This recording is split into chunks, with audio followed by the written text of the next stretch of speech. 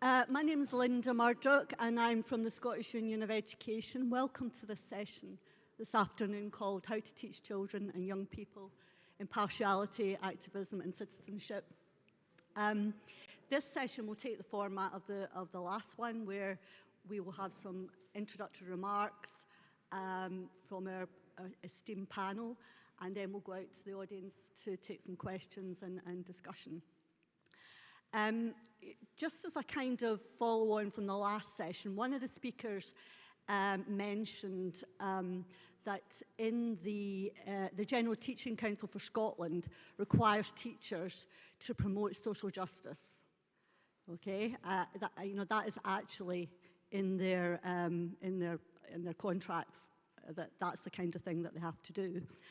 And another speaker, it might have been the same one, mentioned the vacuum that had been created in Scottish education by the flight of knowledge, put competencies and skills became what replaced knowledge, but it also created a vacuum there, one that seemed to be are more open and welcoming to ideologies, which is why today we're discussing the importance of impartiality, why we need to understand activism, what it is, and how to deal with it, and can we actually teach citizenship? I mean, in Scotland, they actually have a subject called citizenship. I think we need to have a look at that and try and discuss, is it actually possible to do that? So, in order to kick us off, we've got three great speakers. On my far right, we have Gillian Campbell-Fow, who is the head teacher of the Gaelic Secondary School in Glasgow. And Gillian's going to talk to us about her experiences in trying to straddle these issues in her own school. Next to Gillian, we've got Fraser Hudgton. And Fraser is the director of the Free Speech Union in Scotland.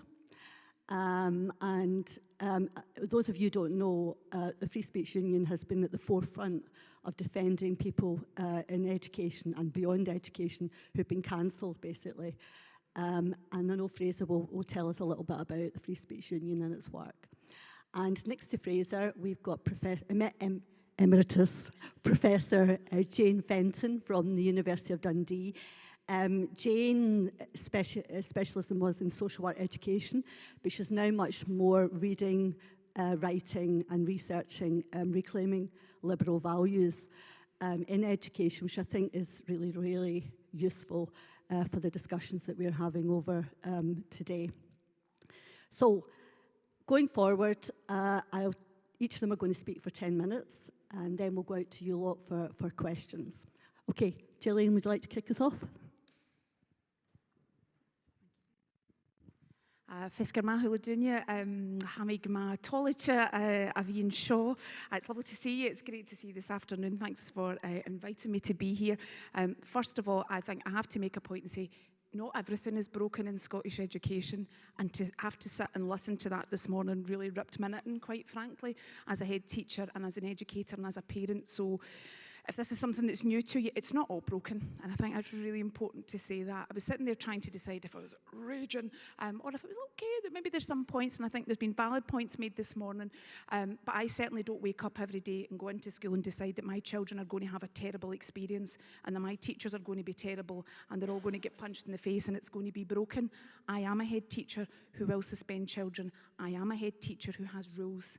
I am a head teacher who upholds the highest of standards for my children, and I'm very proud of that, and I don't make any apologies about it either. I did tell my boss I was coming here today. I said, yep, I'll expect to be pulled up for it on Monday, and he was okay with that. You know, they would expect nothing less. They knew what they were getting when they employed me. So I suppose talking about teaching children, young people, and I say children, I don't call my students young people. I call them children because they're children in my care until they leave, and that's very important to me. I'm also a mother of a young child who's in 6th year at school as well, so I've constantly got that hat on as well as a parent. When it comes to teaching impartiality, activism and citizenship, it can be a minefield if you allow it to be so. There's always going to be tension between the requirements of my employer, the tension with the requirements of my registration with the General Teaching Council for Scotland. I knew that when I was getting into it.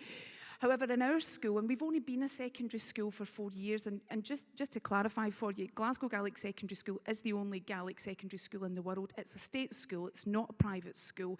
It may be in Finnieston in Glasgow, but it's certainly not for the privileged.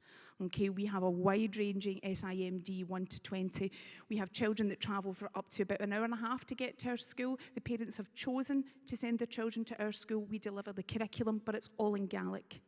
So we have children who are from heritage-speaking families and children who their families have decided to send them to GME because they recognise the standard of education that we have. And within that then, you do have a sense of values and tradition that's intrinsically linked with Gaelic language, and that's hugely important, and that's about context and identity. So as it's only been a secondary school now for 4 years, I've been head teacher for 3, and one of the first things we looked at were our school values. And we worked with the children. I don't mind working with children. I don't mind asking them questions, but ultimately I make the decisions because I'm the adult. And that's the exact same conversation I have with my daughter when she gets a bit like her mother and starts talking back, and I say, just remember, mummy's the adult, okay? And that's the way it is. However, we redefined our school values with the children, and they come up with the values because these were the values they could see and they could see in action. That was dignity and tolerance and courage and curiosity. We can't teach activism, citizenship, and impartiality without giving children the space to ask questions. That's perfectly fine with us. And the way that we deliver that is looking at the macro curriculum. So what am I delivering as a whole school curriculum, and what do we deliver within those classes as well? Inclusion is at the heart of what we do as well, and that means that I teach children and not labels. And that's hugely important. And I spoke to the children yesterday about it when we were having an assembly round about it. Everybody's looking for a support group. Everybody wants a group for how they define their own label. I'm yet to find a group for a fat, middle-aged woman who's potentially going through menopause. Okay, there's no group for me. If there is, I'd like to know about them. They might not let me in. The whole thing is to include means to include everybody. And that's hugely important, and to recognise that all children are different, but while they are in, there is a set of values that we have, and also there are rules and routines. Now, I've gone toe-to-toe with Tom Bennett for years. I've spoken at Research Ed, and I was kind of sitting there waving. He's like, oh, it's her.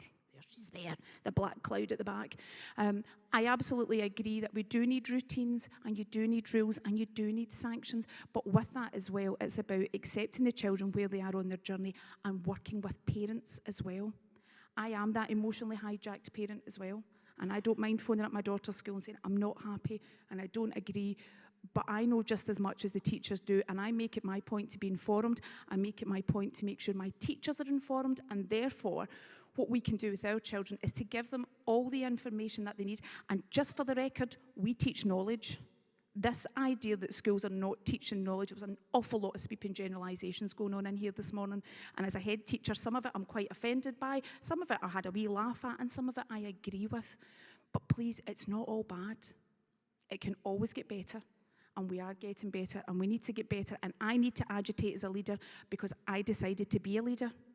I went for the interview, and I chose to be there. And therefore, when it comes to things like this, we have to say, I suppose, that the tone, we have to be the role models for children. I think it's hugely important.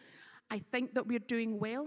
I think that I'm doing well in my school with my staff. I'm very lucky. I have staff who are incredibly intelligent and who want to get better because that's the culture we've created. How do we teach this? We teach impartiality, activism, and citizenship by the example that we set. And if that means annoying people that are above me, then I'm okay with that. Thank you.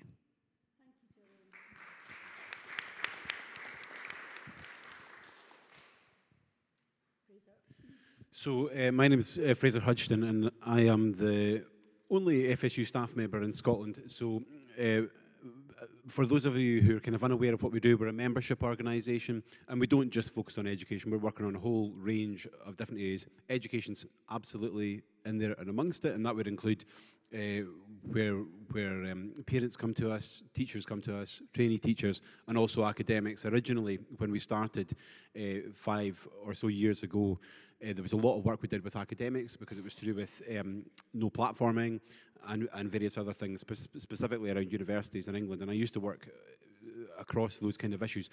But our work has evolved according to the external circumstances now, and our work has substantially increased, in fact, in terms of what we do.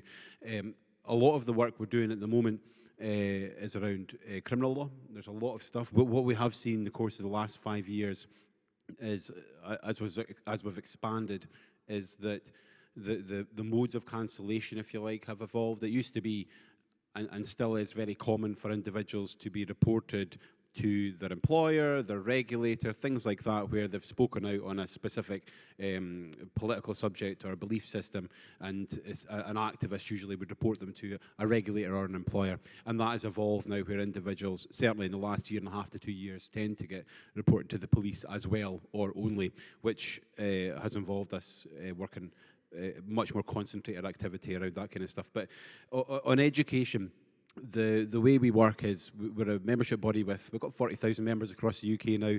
About 3,000 of those are in Scotland, and people come to us when they've been alerted to the fact a complaint is submitted, or they come to us to whistleblow on part of a curriculum that they're concerned about.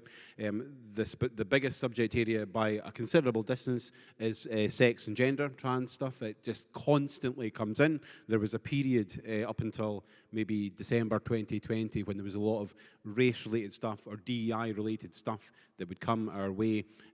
That shifted over the course of that winter, and gender-critical stuff would come in, or biological realism would come in, and that's a massive part of our work. It's about 40% of all of the work we do on cases is on sex, gender and trans, and it just keeps coming. Things are slightly different, I find, in Scotland as opposed to the rest of the UK, so there's a clear move in other parts of the UK where immigration is up and becoming the main issue. That's reflected in our workload as well.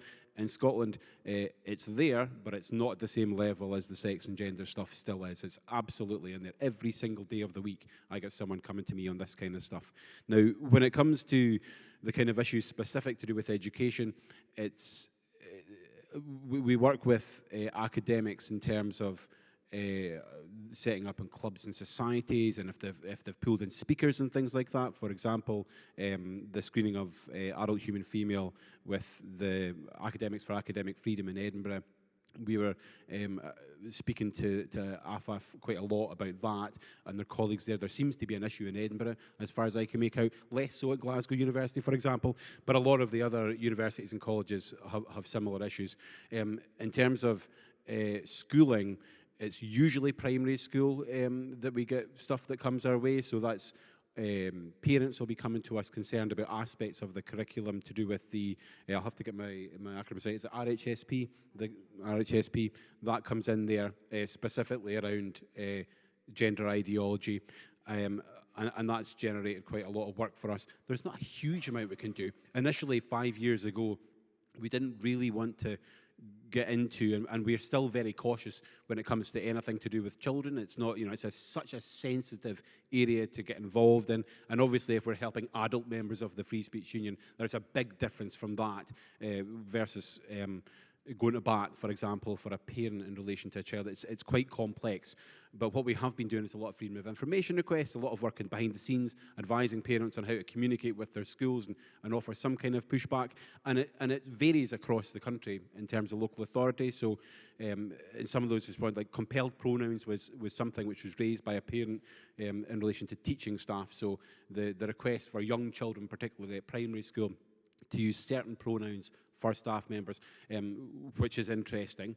And I would be particularly interested about what the kind of back end of that process would be. What happens if they do not do that? For example, a young child digs in, and I'm interested in that. And I'm also interested in about how that data would be recorded on a child's file, for example, on CMIS, on the system there. And I put in a lot of freedom of information requests along those lines, and it varies. So one local authority came back and said that if a primary school child, misgendered another or a member of staff, that would be recorded as gender-based violence, which I thought was pretty outrageous, given you're talking about a young child at primary school. I have 3 of my own at primary school age, and I look at them and think about how they interact with the world and with adults, and it's absurd. It's absurd. But obviously, the policy backdrop, the government guidelines in the backdrop, the curriculum stuff is of particular concern when you're then rolling that out into a child environment, both for secondary and primary. So those are up there for us as well. And obviously, just to finish off without going too further, we have other teachers. So, another example would be where we have a teaching assistant who's a member of ours at a primary school who pushed back considerably on the issue of transgender ideology bathrooms. So lots of new build schools going up. How is that working? And what we've found in the course of that case and others like it is that it goes on for a year, 2 years, longer, and that particular staff member I'm thinking of is now signed off work because of the stress of it all, and the capitulation moment, if you like, for our member at that point was when the school community, teachers, parents had become aware of the gender critical views of this member of the teaching faculty. One of the activist parents of a child at the primary school made a false allegation of assault against the teaching assistant against their trans child at school. Completely untrue, but they had gone to the council, and which had obviously triggered a child protection investigation, which found there was nothing to be seen there. But the consequence of that is our member hasn't returned to work because it's gone on too long, it's too horrendous, they can't cope with the stress of it. So those are the kinds of examples of cases we work on in education, but it's not the only area. Yeah. Thank you, Fraser.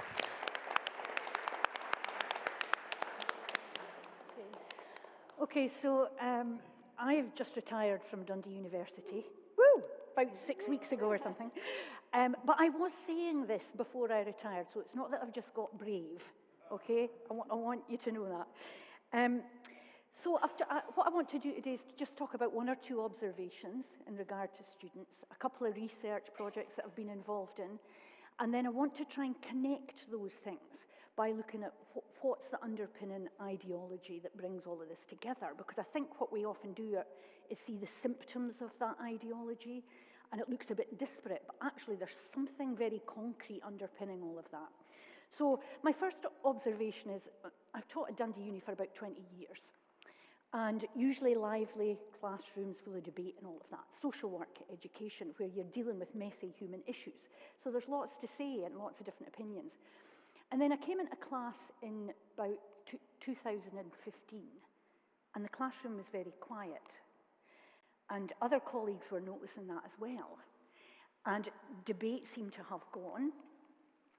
Students were scared to take risks with their opinions.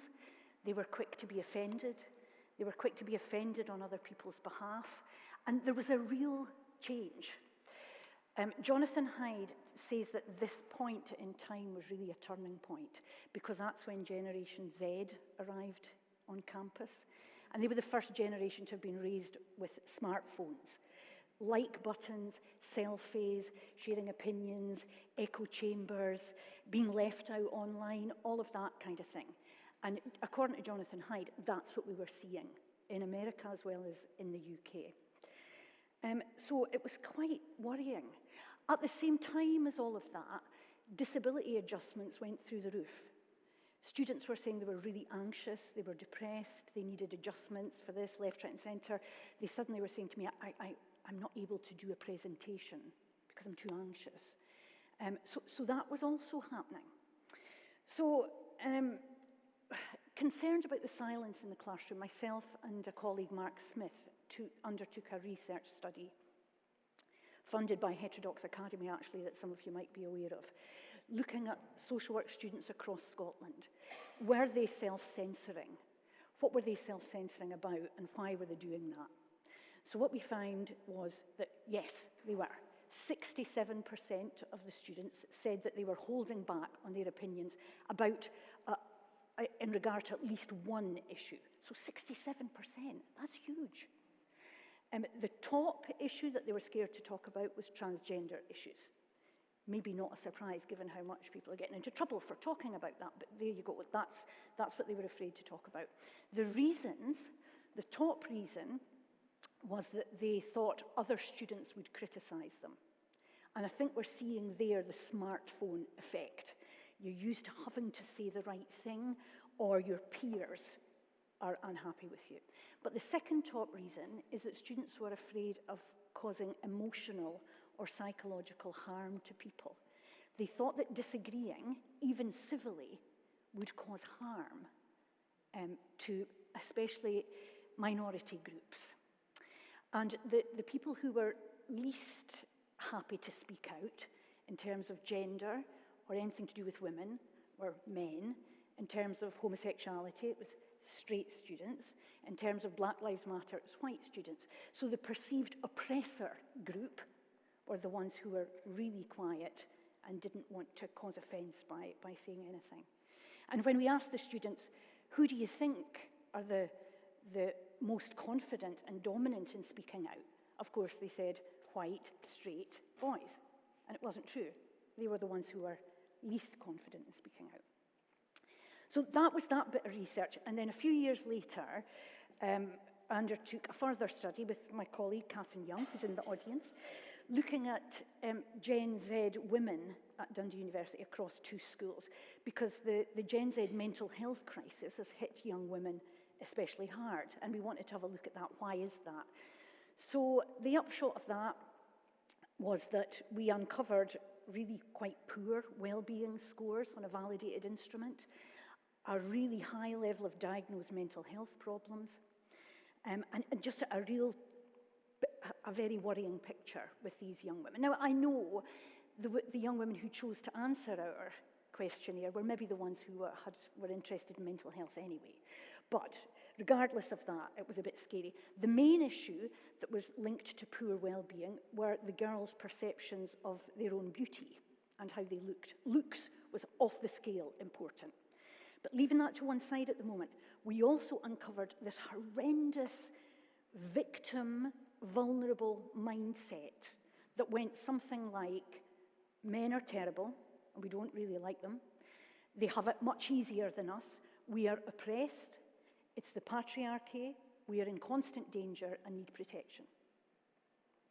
That is what our group of girls, a significant amount of them, thought. And those scores were significantly connected to the well-being scores. So pretty hellish, really. So I'll need my notes to see where to go next. Yeah, so what is connecting all of that? That vulnerability stuff, the self-censoring, all of that. And you can actually find a partial answer in the ideology that's been touched on already today, especially in the first 2 talks. Critical social justice activism that Generation Z are steeped in. And the 2 core things about that theory is that oppression is systemic, identity-based, and hardwired into society. So that's where you get systemic racism, misogyny, homophobia. It's all hardwired into society. That's a tenet of that theory. And dominant groups perpetuate that and keep it alive. This ideology, it's sort of demonstrated by the power and privilege hierarchy. Sometimes it's a wheel. Have people seen that? It's a teaching aid. They teach it at Dundee Uni. They probably teach it at all universities. And that says that straight white men are at the top and oppressed groups, assumedly oppressed groups, are arranged underneath that. Now, if you internalize that, you think that anybody down that hierarchy is vulnerable and vulnerable to oppression. Even when we know that actually young women out-earn young men, young women are doing better in education, it's white boys who are struggling the most, there's a few ethnic minority groups who are doing far better in Britain than other groups. So it's not evidence-based. There are huge flaws with it, and yet most of our students absolutely, unquestioningly believe it.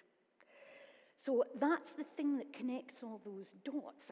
And the other part of this is that mindset harms mental health.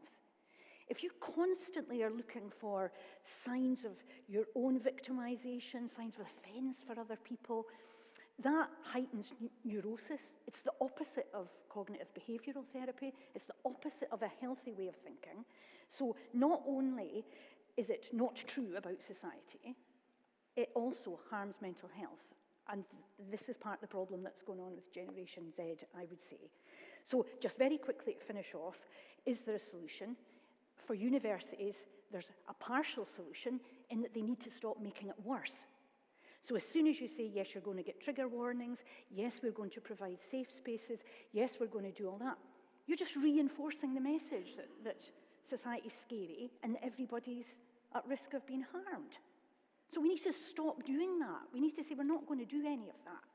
We need to say, you know, we need to reclaim proper liberal values for a university. We need to say free speech and open debate is something that will happen at every university.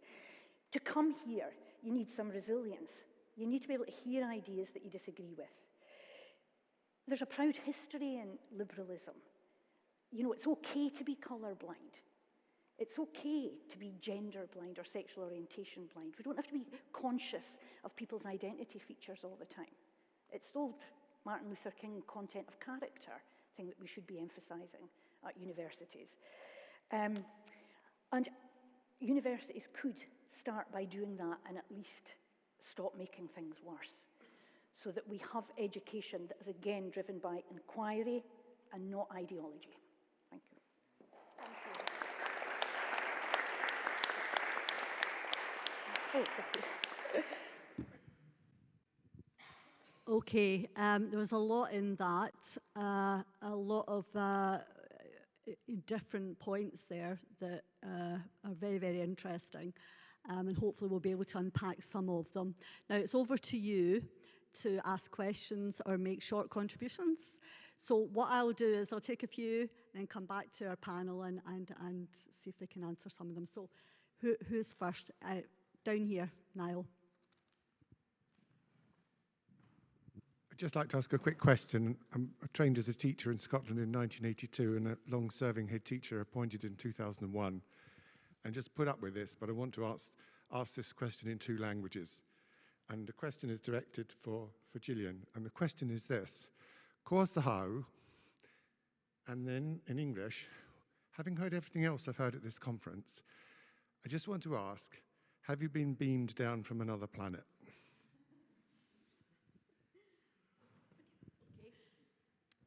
Okay, over here. Oh, I'm up next. Sorry, what's your name? Jane.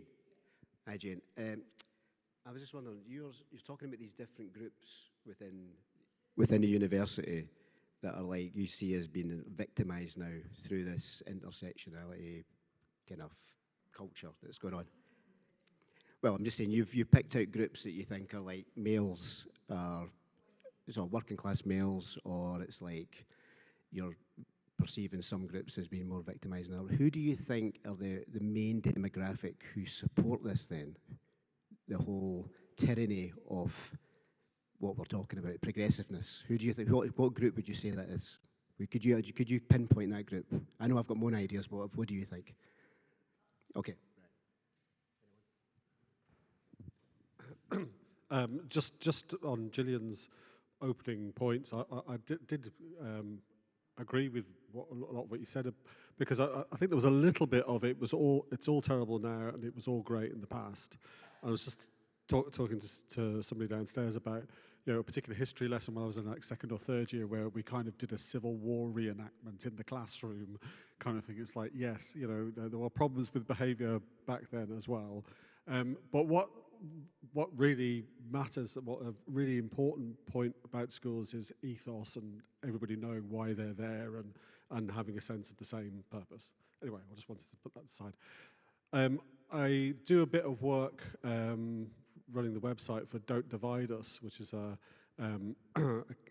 group that's pushing back against critical race theory and other things. One of the things that's really striking there, but I've read about it happening in the EU as well, we've seen it with the trans stuff as well in the UK, is the contracting out of curriculum and of teaching materials to activist groups.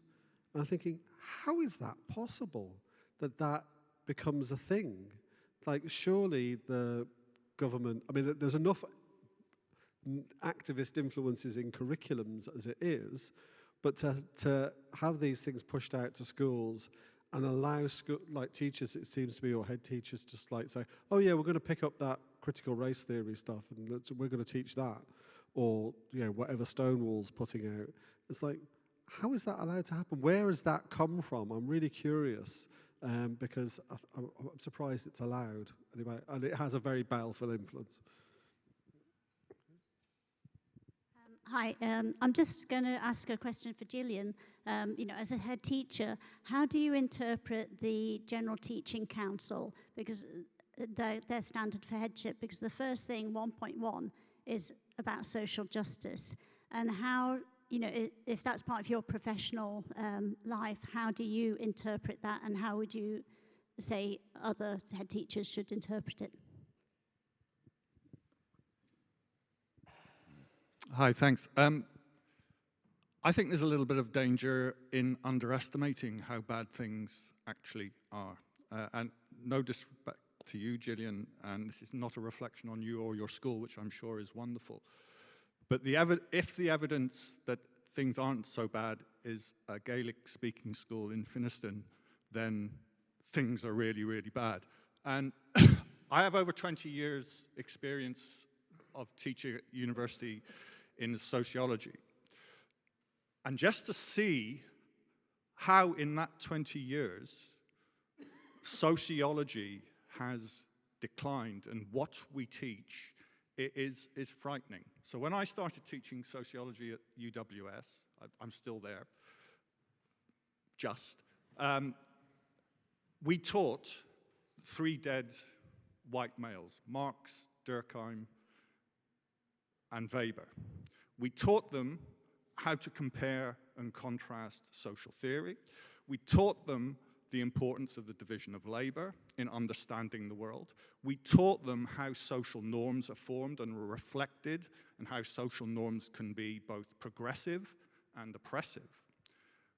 The 2025 iteration of that module, which is the Introduction to Sociology, has no sociological content. What it teaches the student is that being a sociologist is more privileged than common sense. They have no language to be able to talk about sociological ideas. So what we have is a system that credentializes ignorance. They cannot talk theoretically about sociology. What they're taught is that actually being a sociologist makes me different from the rest of the world. And the most sophisticated thing they can say about, well, how do laws work? How do social norms work? He said, oh, society invents them. That is not knowledge. That is vacuous nonsense. I have a lot of students now who, this is my last kind of point. When I first started, all the boys wanted to do dissertations on sectarianism in football. And I swore if I saw another sectarianism in football, I would kill myself. Now I get dissertations on the rise of the right in Scotland. And what they mean by that is reform. Now, they're not, when you interrogate them on it, that's not something they've come up with. That's something they've been taught in class. Things are shit. And if we don't grapple with that, we're fooling ourselves.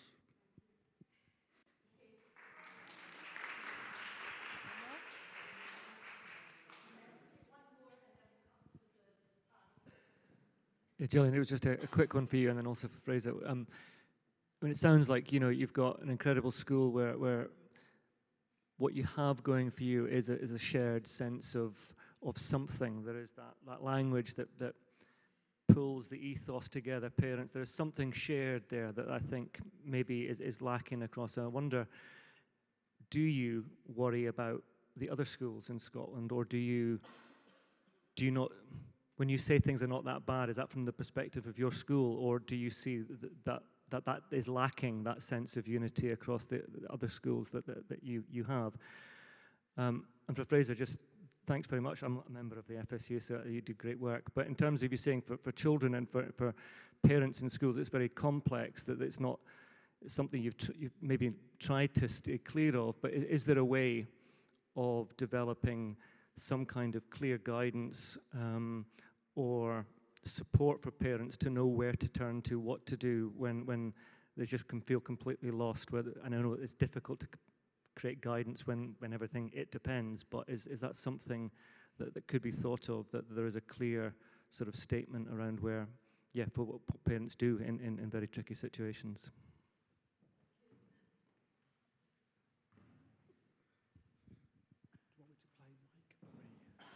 Scotland's playing Mike Boy. Okay, Gillian, would you like to come back?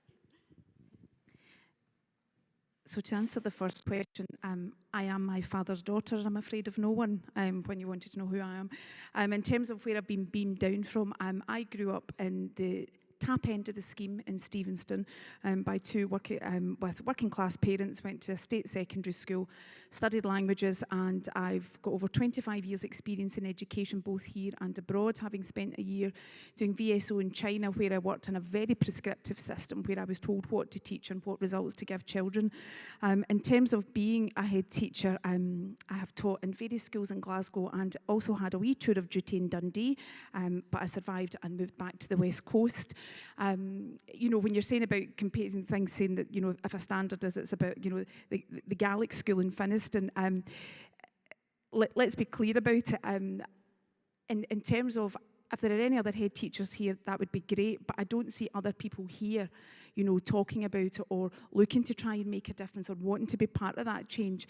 And I think, to, you know, the fact that it's a Gaelic school, you know, we teach the same curriculum but through a different language. You're absolutely right. It is a shared vision. It's a shared value. I'm not a heritage Gaelic speaker, and let me tell you, when I was appointed, it was like the worst thing in the world, as if I had been beamed down from another planet. The amount of abuse that I took, both from within the community and out with the community, never mind the fact that I had the audacity to show my ankles at the school gate, and then when they realised I had tattoos, it was even worse. So, yeah. And you're right, there's a whole shared thing, but that comes from the top. Okay, we have a lot of leaders and a lot of people who are frightened to speak out. You know, and I heard what people were saying this morning about their careers then being stifled. I didn't come the traditional route. I was never a deputy head in a school. I've always done things my own way. I've been very lucky that people have realised that and have bought into the way that I do things. I make no apologies for it. And it's not just because I'm in a Gaelic school. You could put me in any other school and I would run it exactly the same way.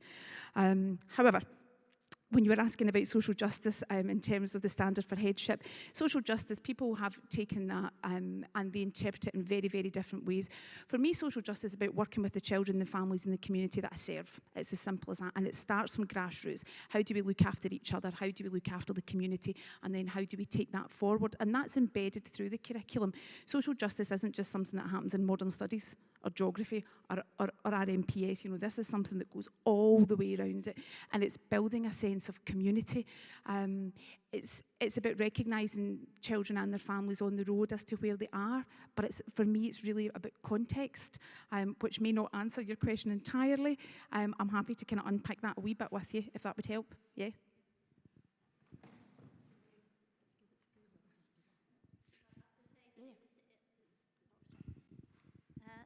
From what I, as a parent, and I'm sure other parents and teachers can feel, is that social justice might mean different things to different people, but it seems a fair number of schools and individual activist teachers, it's social justice means the whole intersectionality, critical race theory, queer theory, etc., etc. So although, you know, your idea of social justice might be fantastic and it's great at your school, and in a lot of schools it's perhaps contestable.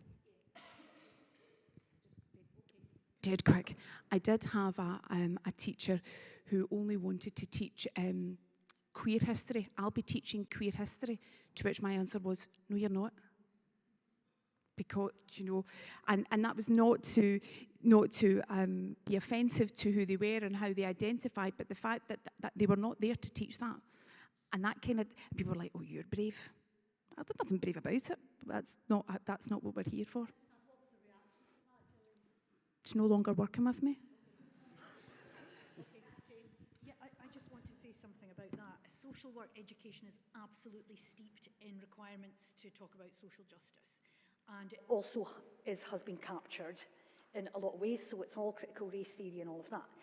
But social justice, as you say, can mean different things. And if you're writing something academically, there has to be a depth, a philosophical depth to that. And you can trace a liberal version of social justice. There's lots of articles on that written quite recently by well-respected academics. And you can make your case. And anybody failing you for being ideologically wrong, if you've written a good evidence-based, reasoned assignment, that fail won't stand up. But you need to be able to be brave enough to do it.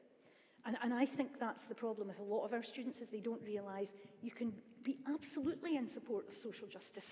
I am, but I do it from a liberal point of view.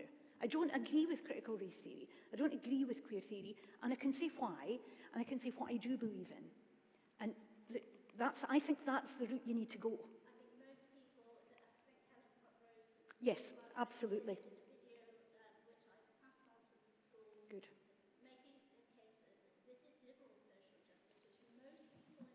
Yes, agree with. Yes.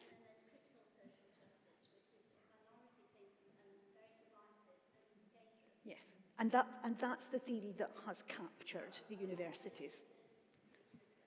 Oh yes. Yeah. Yeah. But you understand the difference, so you write it. Right, sorry, yes, it's me again, but just to answer you, I think, so you asked me who's perpetuating this critical social justice stuff. That was the question, wasn't it? Who's kind of driving it as a demographic? Well, okay, I'm going to fudge it a little bit and then I will give you a demographic. The fudge is that it's academics and universities. The left-wing skew of especially social science departments is absolutely enormous. And this comes from the cultural left of the political spectrum. I see myself as a traditional old lefty born in the 60s, but I talk about material, economic reality. These cultural left things I absolutely don't agree with. But especially if you look at some of Eric Kaufman's work, looking at universities in the UK, the skew to the cultural left is enormous, especially with younger academics. Younger academics who describe themselves as left-wing are twice as likely to want somebody censored or sacked for their views than an academic of my age. So it's younger people and academics who have been captured by this. But the other demographic that I want to touch on, and this is where Catherine and my research goes into territory that we will probably get some pushback from when it gets published, if it gets published, and it's young women. Yes, it's progressive young women. Young women in the UK have taken a massive step to the left.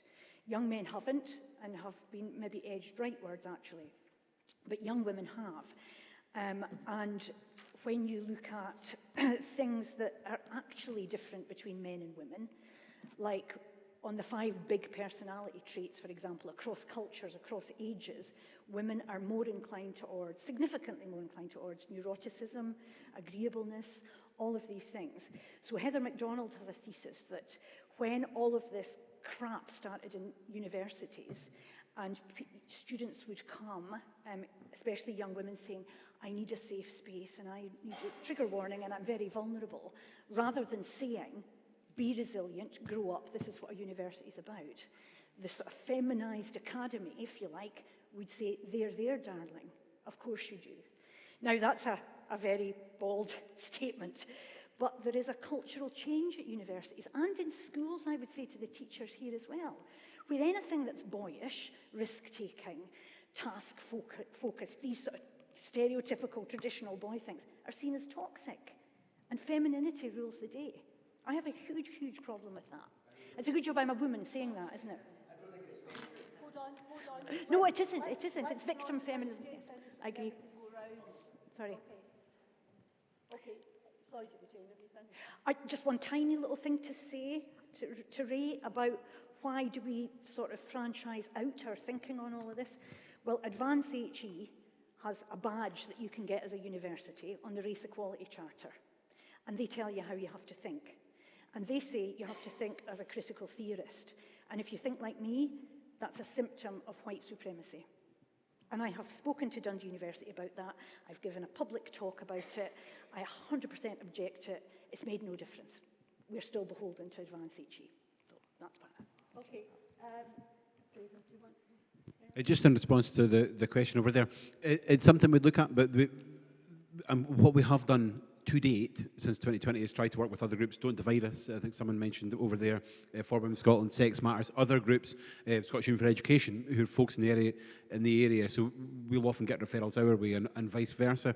And it's largely because, you know, although we're covering a broad area of work, our remit is free speech. So if someone comes to us, parent, teacher, student, teacher, academic, that's our first test. Like, does this fall in that space? If it's a criminal charge sheet, we have to look at that. You know, we're receiving a lot.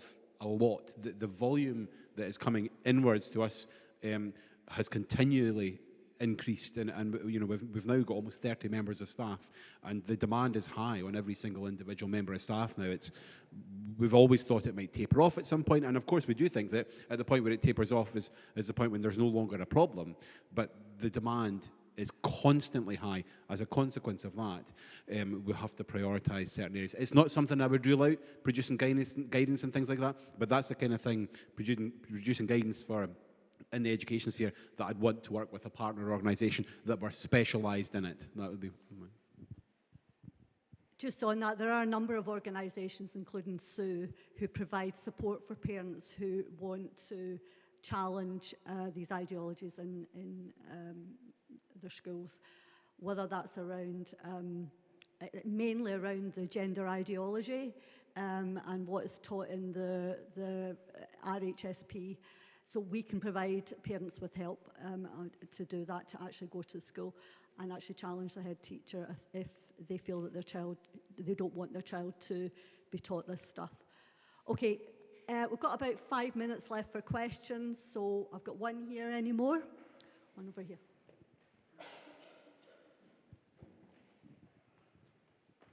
Thank you very much.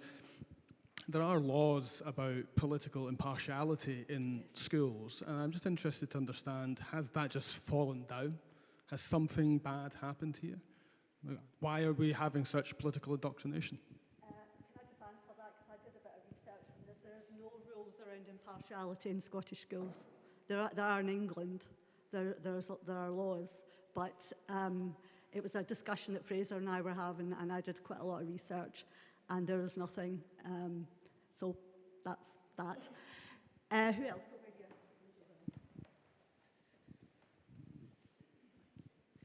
Sorry about the voice.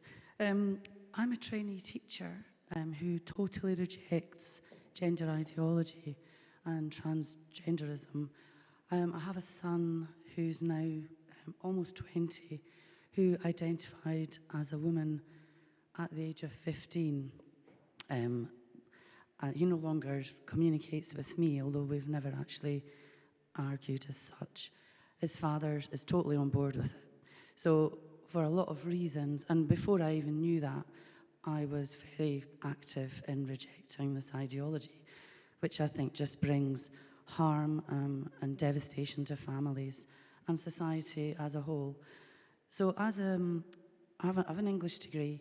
I'm now training as a teacher, and I held off training because of this. And due to the For Women Scotland court ruling, I decided to give it a go. So we'll see how things go. But my question is, how can I safely teach, and I'm talking about safety for me here, without getting involved in gender ideology? I just want to go to school, see these kids, impart some knowledge, hopefully have a bit of fun. I don't want to get involved with children that identify as cats, although I do want to get involved with them. I don't want to have to affirm that. Mm-hmm. So what would be your advice there? Good question. Anyone else want to speak? Hold on. Over here. There's two over here. Do you want to take that one, Fraser, about the teaching? Hi, I'm afraid this is going to be possibly a little bit pessimistic, but if you cast your mind back a few years, then a teacher kind of gives two lessons. One is the knowledge they're imparting, and the other part is the person they are, and it's supposed to be citizenship and so forth. And I think the professor from Dundee said courage is a big part of that. Yeah. Well, for 2 years, we wore masks in secondary schools. which, you know, you could probably predict the harms that would come out of that, and we haven't seen all the harms over all those years. And it wouldn't take a lot of thought to realise that wearing a mask is going to make no difference whatsoever to someone receiving an infection. There were studies before COVID, there's been hundreds of studies after COVID, but basic science would tell you that it's pointless. Should tell you. But we had thousands of science teachers across Scotland not challenging this at all. None of our leaders were challenging it publicly from what I could see. They weren't even demanding risk assessments initially. So we've got an education system that wasn't able to do basic things, and educators that weren't able to stand up, protect themselves or protect their children. So that is, to me, a very, very disturbing facet of this whole thing. We're going on as normal, and things are, you know, it's seemingly back to normal, but there's this kind of black hole that no one talks about. Why did we, in an educated country, act that way? Why did none of us stand up?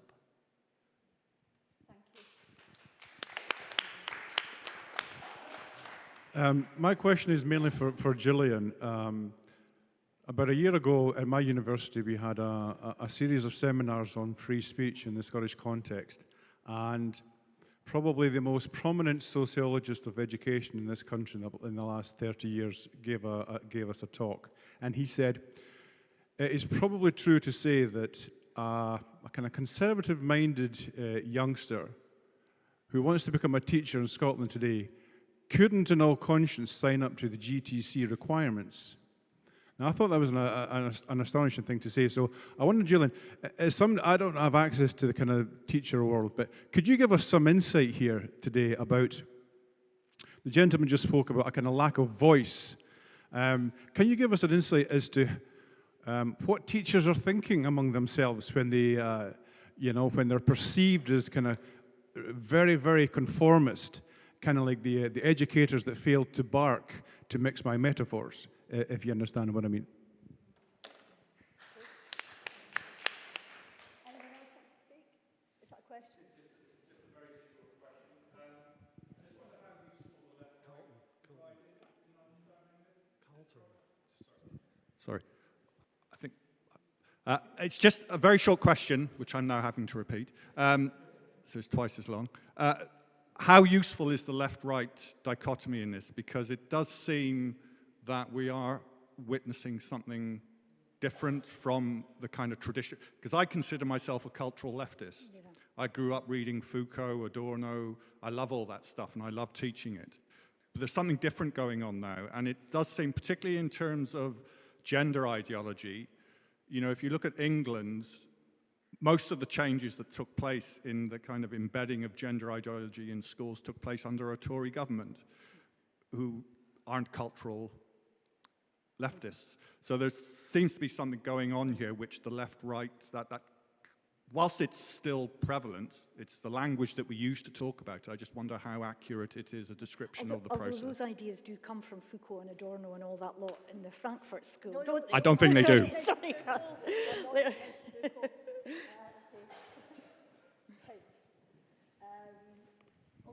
Is there any other questions or any other points anyone wants to make here? Over here, yeah.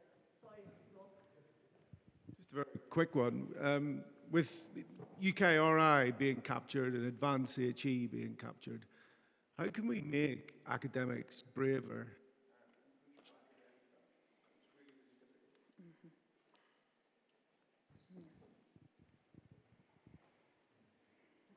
Thank you.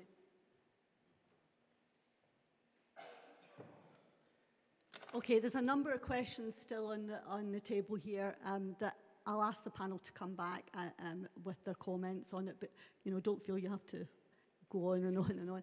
Is there anybody else want to say anything before I? No. Okay, Gillian, would you like to? I didn't realise I was coming for an interview. Next time I'm going to say no. I'm not going to say anything. That's a really good question about the GTCS. It really is, and quite a lot of people would say, well, don't bite the hand that feeds you, because that's what you're signing up to. And again, it's about agitating from within. I think there's various different feelings about the GTCS. I think the GTCS is absolutely necessary, you know, in terms of having, you know, a regulatory body that looks after the kind of standards. And in a previous role, when I worked in the local authority, we had to work with teachers who were perhaps underperforming in terms of teaching and learning, and how we got them to re-engage with the standards to make sure the children are getting the best education that they possibly can. I think people, when they come into the job, they know that's what it's going to be, but you can effect change from within. And I think that's hugely important. It's all very well standing outside and, you know, and barking on about how wrong it is, but I'm here because I was asked to be here, and I wanted to come and have the chance to listen and to offer an insight. You know, like I say, I don't see any other head teachers here unless I don't recognise them. But I'm okay with standing up and being counted and saying, yeah, I would like to make a difference, and I would like to bring other people with me to make that difference. So it's probably not really answered your question, but I can only speak about the people that I work with and how we feel about it. We do talk about standards, and, you know, every year we have to look at our own kind of development, and every 5 years we are reviewed by the GTCS to make sure we're still maintaining that standard. We work along with our professional associations to see if we can actually change what that looks like. And the GTCS probably does need to change and evolve as well as our education system evolves and changes as well. If I could just come in, one of the questions you were saying, thank you for coming into the profession. Thank you for sticking with it, for training to be an English teacher. You asked about how you teach without affirming a young person, you know, if it's something that you don't agree with. I've had a number of members of staff who said to me, that just doesn't, I can't get with that, and that's absolutely okay. And I always say to the children at the beginning of each assembly we do, what's my first job? And they say, to keep us safe. That's correct. And that's from a building, you know, falling down, but also emotionally safe and psychologically safe. But it's also my job to keep my staff safe as well. I don't have a high staff turnover because we work together. And when people come and say, for example, the whole RHSP, we could talk about that all day, but it was actually because I had a parent who came to me and said, this isn't sitting well with me. And when I began, because my daughter hadn't gone through RHSP at her school, and when I began to unpick it, I thought, oh, some of that's not very age and stage appropriate. So we completely redid it. And we actually took RHSP, moved it to the side, brought in our own. We've had to differentiate it because some children really need some of that stuff in it, but that doesn't mean that everybody does. And when a parent says to me, I don't want them doing that, my answer to that is, that's fine. That's okay. Because if that doesn't chime with your family values or who you think your children are, parents, first and best educators for the most part, and the ones who will advocate for the children, my job is to listen to that. I still don't think I'm from a different planet. I would like to see more head teachers who are maybe a wee bit more like me. I'd like to see more teachers that wear sparkly shoes as well, but that's a different thing. My job is to look after the children that I'm privileged to look after, and the staff as well. And that means listening to them and annoying people and getting into trouble. I mean, the big thing with the SQA at the moment, and because they're like, oh, here she comes again. That's fine. I'm okay with that. And if I've got that reputation, that's because I'm doing something right, and I'm doing it for the children, the families, and the teachers that I work with. Here endeth the sermon.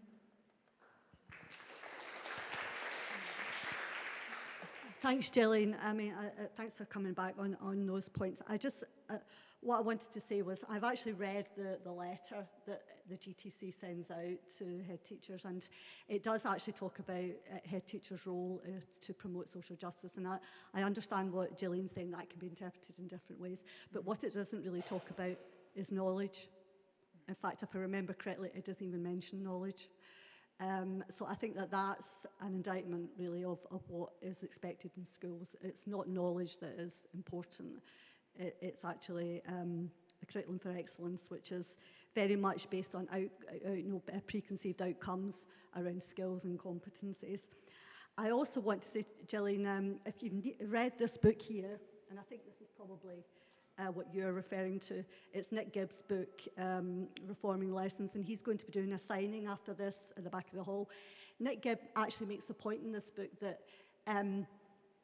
teachers, if they can, often sidestep a lot of these things on the ground.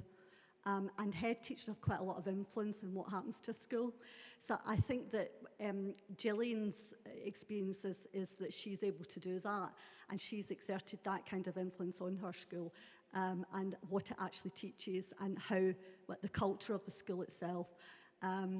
I just think that other head teachers haven't been able to do that, or do not feel that they've been able to influence their school, or maybe do not want to. They actually have been captured, and they want to push these ideologies. So I think that, you know, Gillian's experience is as true as other people's experience. There are other head teachers here, hopefully you'll bump into them, who don't have the same experience as you. But I just wanted to say that you know, Gillian's experience of working in a school and leading a school really show how important a head teacher's influence can actually be in a school itself. Fraser, are you able to answer this trainee teacher's question around, is she obliged to teach gender ideology in school? I don't think she is, but maybe you've got something to say about it.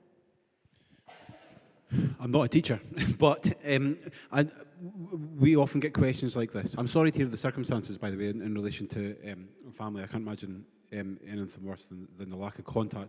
But my overriding thing on this, and it comes into John, your question over there as well, is it's better to be able to influence change from within than without. It really is. And then that comes down to, on a simple level, about managing those relationships. So we do have, I have had, and we do have trainee teachers who come to us and ask for help. But, and the same way with other cases, I ask individuals, what is your end goal here? What's your objective? And if the objective is to remain in the profession, then there's certain ways you're going to have to do that. So when it goes through the training process, we've been, you know, asked to advise on specific modules, reflective pieces and things that they have to do on gender ideology, but and finding that if they're objecting very firmly in the trainee process, then they're being told they're not going to pass or get into the profession. So my advice would be, think of what the objective is here and where you want to get to. Sometimes you have to go through the stuff you don't like to get there. In the classroom and in the schools, it does come down to managing those relationships. The people that come to us are often isolated completely, but in that process of isolation or cancellation, it becomes much more isolating depending on how you respond or push back in those circumstances. So it's very easy for individuals, you know, to blow their top when it comes to they're asked to change something, or you can't talk about this. And then the way they go back and interact with their line manager, head teacher, the council, they blow their top, but that then becomes something else. The school are then watching them thinking, that's a conduct matter. This person, you know, isn't able to do it. So it's not easy. I don't think there's a black and white answer to that, but I think managing those relationships and being in there in the first place is something. And John, on your point about academics, more of you, more academics. Again, it goes back to this isolation thing. If only one person's putting their hand up and saying, I object to this particular thing, or I'm putting posters up and they're getting taken down, more of you standing up together to push back. You know, the HR departments and stuff appear to be, you know, according to my experience, filled with many activists who often completely misunderstand the law on this stuff, and at the end point are found wanting. You know, those, you know, are there committees to go in and they'd be like, well, can we just check all of our policies and procedures are watertight in some of these areas? Because it doesn't seem like it, and we think we're going to get sued at some point or litigated against. That'd be how I'd be doing it. But it's volume. It's not a nice experience being the only one pushing back, and it's when people crack, frankly, on that stuff. I don't know if that helps, but that would, you know, I'm happy to speak to you if you want specific things afterwards. I think you would have grounds in there under the Equality Act for objecting. However, given that in Scotland law doesn't seem to matter an awful lot in some occasions now, particularly in the next session we'll find out how, even though we've had a Supreme Court ruling around sex being biological, the Scottish Government seems to be still pushing the gender ideology into schools. So even though the law's on your side, often in practice, because of the way the Scottish Government works, it's completely unaccountable, basically. You may not fit into particular schools if the head teacher wanted to... Just on that point, before you come in, Jane, but it's also not something to be done lightly. Once you smoke out that you're thinking of litigating against your employer, the school, I mean, that's a big thing in a relationship to go wrong. You know, in the early stages, things are best managed with at least some sense you can come to the table in the middle. The moment someone says, I'm taking legal advice, or I've instructed, the other side are in the opposite corner, and they will start throwing punches back, and that makes those relationships extremely difficult to manage, and you have to think about that if that's something you want to do. There's lots of things to consider about that. Same as if it goes to press, you know. If your name is in the public domain, that can also have an impact on your network in the community and in your workplace. Are we sort of saying, though, it sounds to me that when you're saying we need courage, and we absolutely need courage, what we're saying to you is, oh, no, kakane, just in case. The law is absolutely on your side. Now, I'm not in your shoes. I don't know what it to be a teacher, but I wouldn't be saying things in the classroom that I didn't think were true. I just wouldn't do it. And I think the law is on your side. I think you need to hang on to that. I think it's exactly your question.